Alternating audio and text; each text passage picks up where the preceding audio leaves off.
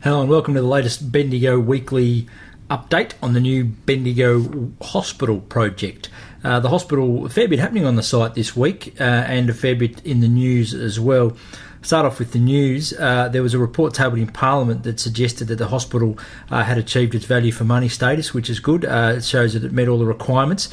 That report also revealed that the new hospital will be worth $1.1 billion over 20 years, so it's a fantastic result for the community of Bendigo. There was also some updates on the site, as we can show you.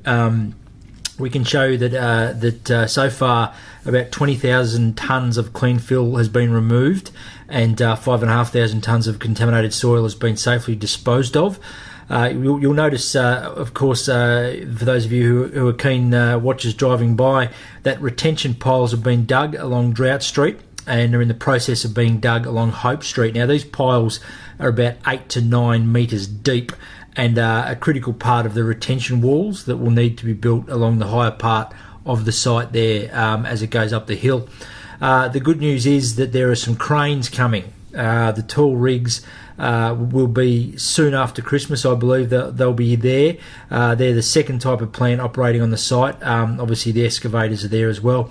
Now, also on the lower portion of the site, between Mercy and Arnold Streets there, a 5-metre trench has been dug. Now, that's for the relocation of a stormwater drain. The stormwater drain, the old one's still there, but obviously with the changes to how things work on the site, there'll also be changes to how water flows on the site.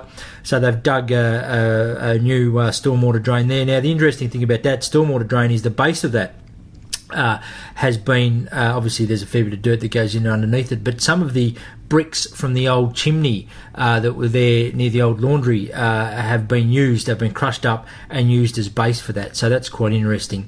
It was also announced this week, just for some more timeline stuff, that the car park, which will be multi-storey car park, which will be in the news, which will be built on the corner of Stewart Street and Arnold Street there, where the Kamala wing is now, that won't start until January 2017, after the acute site, the main hospital, has been finished. That will also include a conference centre, a supermarket at the bottom, but more importantly, it also includes a helipad on top.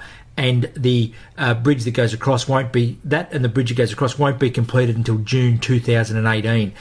So after some 18 months after the hospital started operating, we won't have a helipad, won't have a car park, won't have the bridge across, and won't have the conference centre. So there's some of the latest things that have been revealed about the Bendigo Hospital. Stay tuned for next week.